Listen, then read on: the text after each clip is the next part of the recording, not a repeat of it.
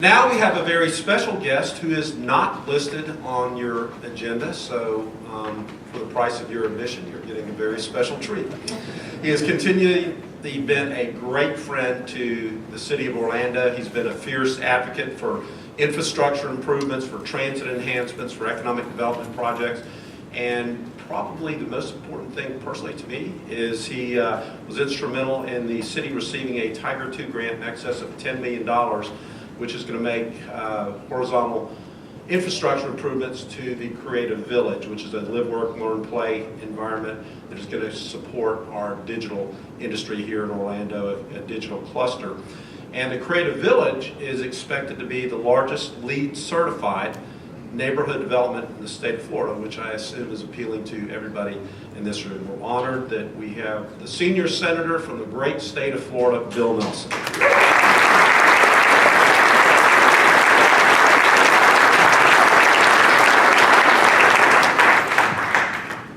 A lot of people, when they say the senior senator from Florida, they get tongue-tied. They say, it's now my privilege to introduce the senior citizen of Florida.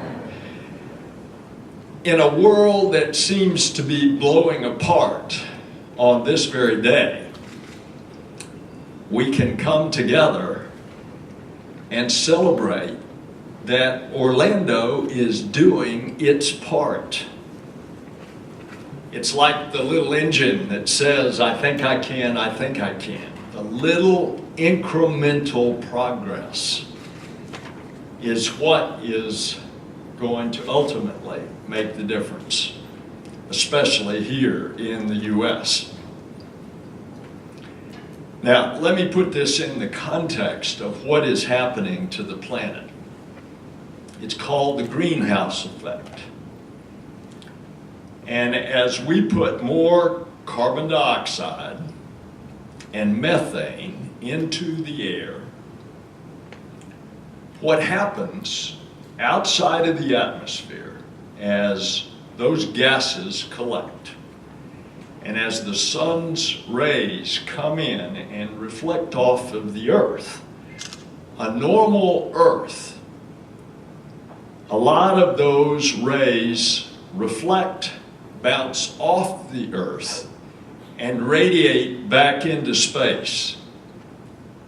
What happens in the greenhouse effect is that when you put up these gases like CO2 in the upper atmosphere, it creates, like a greenhouse, a ceiling, so that as the sun's rays bounce off the earth, they're trapped in the Earth's atmosphere.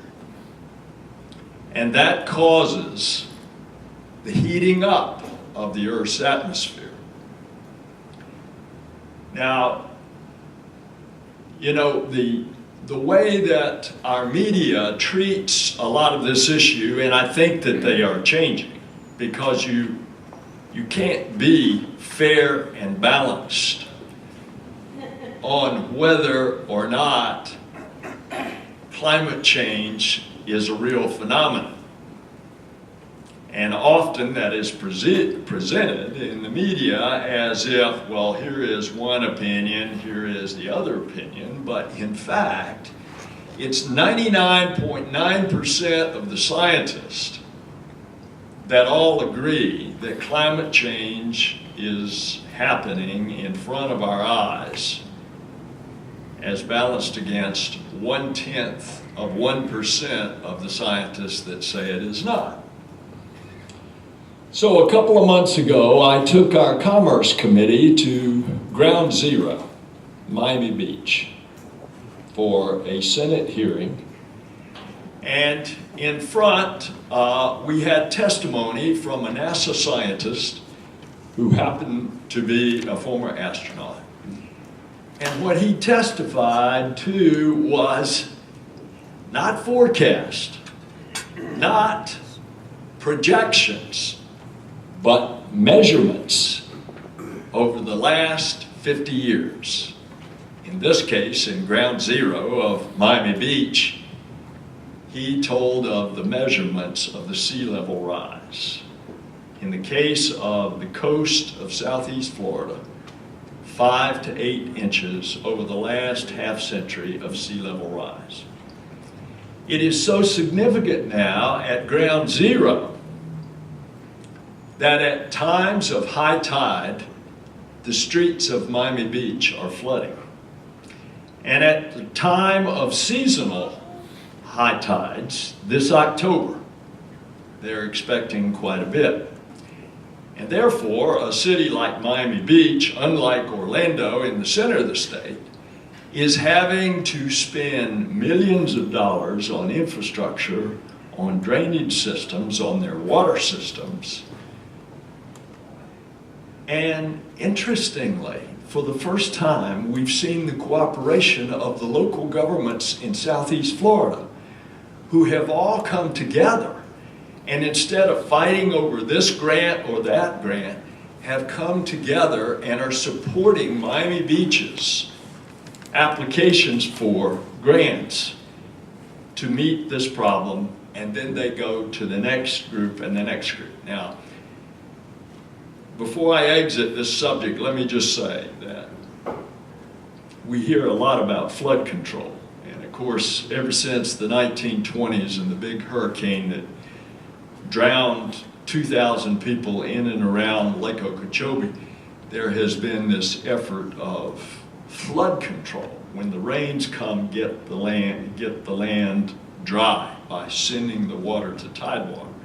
Since then, of course, we understand that that was a mistake, and you hear a lot about Everglades restoration and the replumbing and so forth. But what sea level rise does is, as the level of the sea comes up, the salt water starts to intrude. So in times of flood, when you really need to get the water off the land, now the sea is going up and you can't drain by gravity the floodwaters off the land. And so you've got to spend more money for more infrastructure and pumps and so forth and so on. Now, happily, thanks to the leadership of the mayor, and he is a great mayor, you all are doing something about this ahead of time. And as was said, you're taking efficiency in buildings, of which 51% of your energy use in Orlando's buildings, 51% of the city's greenhouse gases come from the buildings. You go and start to retrofit. You start to put LEED certified. Then, in fact, we're going to have less carbon, and we're going to save consumers money in the end result. Unfortunately, renewable energy has lacked something that we need. It lacks certainty in our tax code. And so what we're doing at the federal level is we're dealing with an archaic tax code that was designed to give the incentives to the oil industry, oil depletion allowance, all kinds of oil depreciation and exemptions, as well as deductions, to give the incentive to go find more oil. And there seems this constant fight in Washington between those that are trying to do the renewable energy, while at the same time, obviously, we have to have enough oil as we transition our energy. And so we get up to where, for example, recently we tried twice to pass an energy efficiency bill to make mandatory some of the things that you all are doing here on a voluntary basis, and we can't get it passed.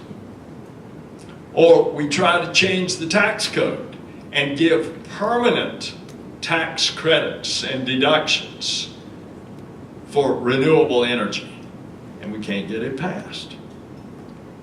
And thus, you see the constant battle that we are having. This Senate Energy Efficiency Bill was to assist state and local governments with commercial building energy. And thankfully, what Mayor Dyer has just discussed in his remarks, the Department of Energy's Better Building Challenge is, through these grants that you all have received, is going to leverage public and private financing for commercial and industrial buildings to make them at least 20% more efficient. Now, I am a customer of Orlando Utilities Commission. As a matter of fact, whenever I go to dinner with Tommy Tart, the former general counsel of OUC, always says, I want to order some OUC water. That's what we have for dinner. Well, I want to congratulate OUC, especially Commissioner Malin Dominguez, on what you have done, and encourage you to keep up your important investments in conservation, especially at a time when we see other utilities that are not doing what you all are doing. This is one of the most singular, important things that we can be doing. And it doesn't grab the headlines every day. And that's why I said in my opening comments, in a world that seems to be blowing apart, and indeed there are some real challenges, Iran, Iraq, Syria, Ukraine, just to name a few.